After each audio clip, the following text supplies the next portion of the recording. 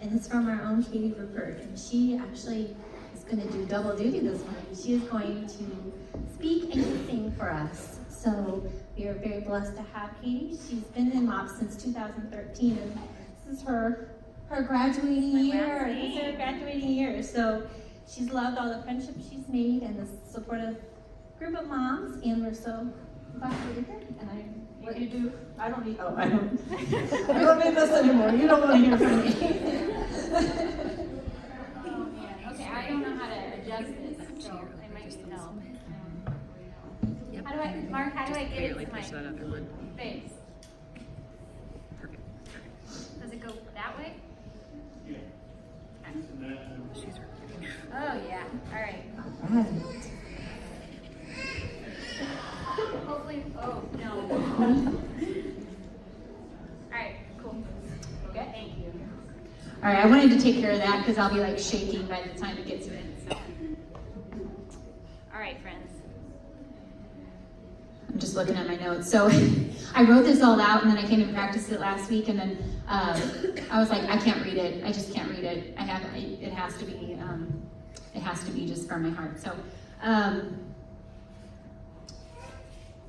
was trying to think about what it was that I wanted to share with you, like what part of my story might you relate to. It's so funny. I didn't come up with being a mom or any of my kids' stuff. I guess I should have gone that route. I've been so blessed by your testimonies, by the way. But here's what I want to share. The Lord will fight for you. You need only be still. So about 4 years ago Christmas, I was gifted a sign, like one of those signs for your walls with a Bible verse on it. And the Bible verse was, the Lord will fight for you. You need only be still. And I thought to myself, like, oh, that's a pretty sign, but I wish I had a better verse on it. How do I know about that verse? I didn't get it, I didn't get it. I was like, oh, I wish it was like one that I knew really well. Little did I know that the Lord would chase me around with that very verse for 4 years. In fact, Wednesday night I was at a course. There's this emotionally healthy spirituality course that they do here at Morning Star, and there was a video that we watched. It was a wordless video, and it was supposed to teach you silence and stillness, just trying to practice listening for what God might have for you. And at the end of the video, verse, the Lord will fight for you. You need only be still. And I was like, are you kidding me? That is so cool, God. I'm talking about that on Friday. And there's a story in the Bible. I'm going to share it in just a second. But first I wanted to tell you a little bit about my upbringing. So I was raised in a very conservative Christian church. And my parents, they didn't go to church growing up. But when they had a baby, they said, I got to get this kid into church before she gets too old. So they joined a church, and it happened to be a very conservative type church. And so growing up, I learned a lot of good things, right? I had this container of wrong versus right and good versus bad, black and white. Everything was very black and white, And what's kind of funny is when you can't control what your kids internalize, right? So you can say something and then they take it a different way. You probably have an example of this, but for me, when I heard at church, get saved or go to hell, that was literal for me as a 5-year-old. If they said, go to church and you're a good girl, okay, I'm a good girl. If you listen and obeyed your parents, you're good. Growing up a little bit, if you cuss, you're a bad person. If you drink alcohol, you're probably going to hell. There's this just dualistic view that I grew up with and internalized as it's very, very hard to live a black and white life like that when you're a normal person, right? Because none of us can do all of the right things all of the time. And so as a kid, I internalized this, and it turned into something called shame, where when you do something bad, I would internalize that as I am bad. Does that make sense? If I do something good, then I might feel a little bit of value or worth, like, okay, I'm getting somewhere. I guess I'm a good person. And then, you flip back and forth on that. And so, I'm so grateful to my parents because they gave me this container of morals and raised me in the church. So I couldn't be more grateful. But as I grew up, when I went to high school, I was known as a Jesus freak, which was a really cool term back in the 90s. Jesus freaks. But anyway, I look back on that now. I was willing to talk to anyone and anything, anybody that would listen. I would talk to them about God, and I invite them to church. And I thought, that's what I'm supposed to do. And it was like my mission, and I thought that was the right thing to do. And it's not that it wasn't a good thing. It just, when I look back on it, I alienated so many people out of right versus wrong instead of love and the acceptance that God has for us. And I do regret that. I regret there are some certain people that come to my mind. I was like, I totally pushed them away from the Lord, and I hope God used something to bring them back. But hold on, I'm gonna look, make sure I didn't miss something. Here's what I want to talk about today is the idea of slavery. All right, so I told you about this wiring that I have, good versus bad. And what that developed in me were some habits and some addictions that you might relate to, or maybe have something kind of like it. For me, it was I developed an incessant need for approval, of people pleasing. So I would do things and change myself. I wouldn't really be a real person. I would just be like, they would give me praise if I did this, so I did that. I would be a performer in life and on stage. And then when I got the approval, I felt a little bit better. Same kind of thing with shame. If I failed in front of someone, or if I made someone upset, or if one of my friends didn't talk to me for a day, I would feel like I was bad and I wasn't worthy. And I'd have this fear of rejection, fear of what other people think, insecurity. My self-worth was so low. And then the thing that really gripped me all through my entire life, from the time I think it was 3rd grade when I went on my first diet, I always struggled, because when I didn't feel like a good person on the inside, but I was doing all the right things on the outside, I didn't know how to reconcile those feelings, because it felt so dual-faced. So like, I'm not acting like myself, I'm acting like they want me to act. And that became slavery to me. So I did develop an addiction to food, binge eating, and secret eating. I still struggle with that today. And I know that it's still, I admit it openly, because I was in denial about that until about 3 years ago, when I started going to Celebrate Recovery here at Morning Star. And I learned 2 things. I learned that I can't control myself near a bag of chips if I've had a bad day. And I know that sounds so silly, but for real serious, I have sabotaged relationships and a lot of my life through Doritos. Unfortunately, that's true. And then the other thing I learned about at Celebrate Recovery, which, by the way, I invite you to try it. Like, it's a Thursday night, 7 o'clock. It's for anyone that has anything that, like, you try to control, and you just can't. You always fall back. It's kind of like that proverbial, I'm going to start the diet Monday. Oh, I failed, I'll start the diet Monday. Oh, I failed, I'll start the diet Monday. It's that mentality with anything that you struggle with. But anyway, I learned the word codependent. It was not something that I understood what it was, but when I heard what it meant to be in recovery as a codependent, it hit me. I change myself for other people. Or if someone has a problem, I focus on helping them fix their problem. And that's what codependency is. For me, it's always changing. If I know that my husband would be mad if I said something, I don't say something. If I know that it would please someone to do this, even though it has nothing to do with me or what I would want for myself, or even what's best for me, I would do that thing.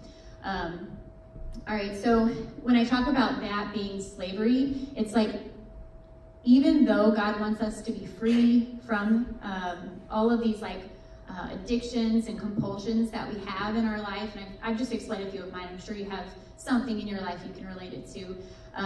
The thing that I struggle with the most in life, in my relationship with God, is this truth. God could never love me more if I was better, okay? God could never love me more if I tried harder, did better, was more successful, did all the things I'm supposed to. He can't love me more. He already loves me. All right, and the other truth, the flip side is he can't love me less if I'm in my sin, if I'm not living my true self, if I'm being bad. He still loves me the same either way. And that is the thing I struggle with the most. Even though I have trouble believing it, I know that it's the truth, right? But I live like a slave when I say, okay, I did really good this week. I read my Bible. I prayed. I thought about someone else instead of me first. And so God loves me more, like reward, right? And then I live as a slave to my own insecurities and my own fears when I say, well, I did eat 3 bags of Doritos this week and no one knows about it. And so God must love me a little less. He's so disappointed in me. I don't even want to talk to him right now. So that's where I always get stuck back. Well, God has called us as sons and daughters, and He wants us to live free. And the thing about it is, it's so much more comfortable to go back to the habits that we have when we're in a bad spot, right? It's so much easier to believe how we've always believed. Give me some nods. Yeah, it's so much easier. All right, well, there was this story in the Bible, the Israelites, all right? So you don't have to know the Bible to get the story, but I love this story, and guess what? That verse that I mentioned that's been chasing me around, this is the story that this verse comes from. So the Israelites are these people, they've been enslaved to Egypt their whole lives, generations. Like no one alive at the time had ever known anything except for being a slave in Egypt, right? Maybe they were building the pyramids, I don't know what they were doing, but all they did was they worked for and did whatever someone else told them, right? The Egyptians said, Israelites, you do this. They slept, they ate, and they served in Egypt. And then there was no get off work and go celebrate and have a birthday party and enjoy your children. It was just slavery. That's all they had ever known, and there was nothing else. Now, God used a man named Moses to help free these people, and that's a whole other story, and it's a good Sunday school story. But the Egyptian Pharaoh, he let the people go. Moses starts leading them away towards the desert, and guess what? They come to this big sea of water. They look back, and there's Egypt, where they've always been enslaved, and everything they've ever known, and everything that was predictable, and maybe even comfortable, because that's all they knew. And then there's this big body of water, and they don't know how to swim. That was not part of their slavery. They don't have boats to get across, and they're sitting there, and they're starting to grumble, okay, well, maybe we should just go back, because at least there, we know where our food's coming from, and up ahead after this, there's just desert, and we don't know where we're going, we don't have a purpose. And then Moses, the leader guy, he looks up to God and he's like, God, what are you doing? You helped me get these people free, and now here's a big body of water that we can't cross. And oh, guess what? They look back, the Egyptian army is literally coming for them. They've changed their mind. They want their slaves back. And here they are at the water, and the Lord says to Moses, I will fight for you. You need only be still. And God gave Moses just that inkling to step forward towards the sea. And I think the story goes, there's a staff. I didn't look up the actual verse.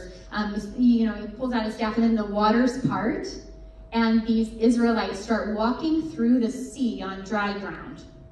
And as the Egyptian army starts closing in the water, the Israelites are on the other side. They look back, and the body of water is between them and Egypt. They're no longer slaves. There's nothing that anyone can do to make them have to be slaves again. However, the thing that gets to me about this story is I know, because God has called me we love our kids if they paint on the wall, if they use Sharpie, if they make a mess, we love them, right? Good or bad, we love them. That's what God has for us. And He has put this big gap between me and my slavery in salvation and believing in Him. And yet, every time I go back and I just pick up those chains and I'm like, I just want this person to like me. I don't know how. And I've learned this through recovery, the recovery program, that there is nothing I can do to change me. I am powerless to stop my addiction to people pleasing, to stop my fear of rejection, to stop my insecurity or looking in the mirror and seeing this really fat girl. There is nothing I can do to change it. But God says, you know what? You don't have to fight for those things. I can do it. Just trust me. And that is the piece that's so hard, because when I go back and I live it as a slave to fear when I say, if I just did a little better, tried a little harder, God could love me a little more. Or if I would just stop all of this, I could just stop it, if I could control it. And I know that there's probably something in your life that you try and you just can't stop. I don't know what it is for you. It could be something simple, and it could be something good, right? Like serving other people, helping other people get what they need. That could be an addiction that is not your best choice for you. And it could entrap you and make you a slave to becoming someone that you're not, and not being truly who you are. Okay, I think that's my story. So here's the thing. I've never played the piano for anyone before. I kind of like what Elizabeth was saying. Like, I don't have a lot of moments where God comes to me and he says you will do this. And I've never heard the audible voice of God. And can you still hear me? Is that good enough? Hello? Yeah. Okay. I've never had that, but there was something about this song in particular, and that verse about the Lord will fight for you, because it's much easier to live the lives that we're living than to trust that God has more for us, or that he's called us to higher things. And a lot of times we just live in fear and we don't even realize it. But I'm going to share this song with you, and it is a song that you may have heard before. So if you know it, please sing it with me. And we might have words. I don't know. If there's not, you can sing it, or you can just kind of close your eyes and consider what is the thing that keeps you out of control? What's the thing that you want to control but you can't? And maybe a little surrender could give you a little freedom. All right, so I'm gonna try this. I've avoided it long enough. Oh, guys. All right, you hear me still?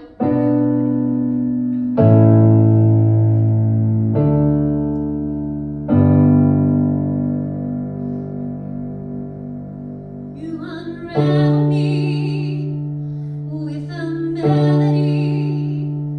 You surround me with a song of deliverance from my enemies until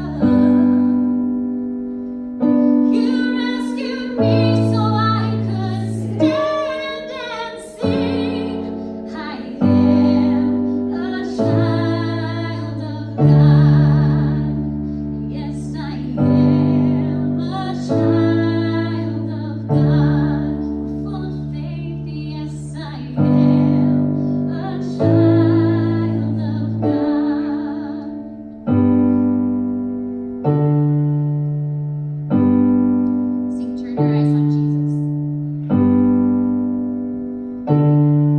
Turn your eyes upon Jesus. Look full in his wonderful face, and the things of earth will grow strangely dim in the light of his glory and grace.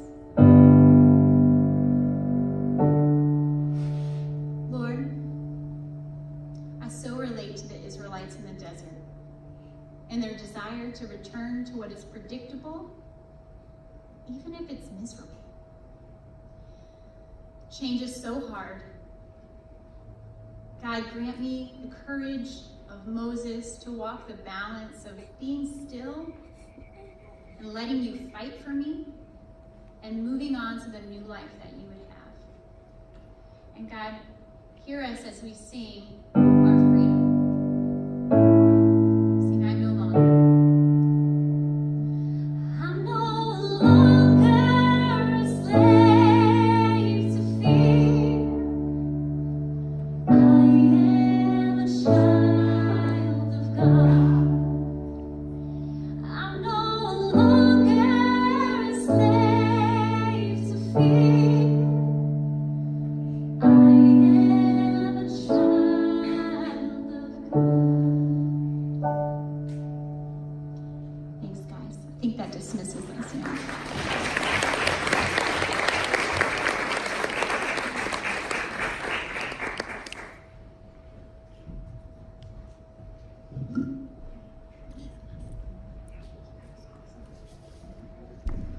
Thank you to all you who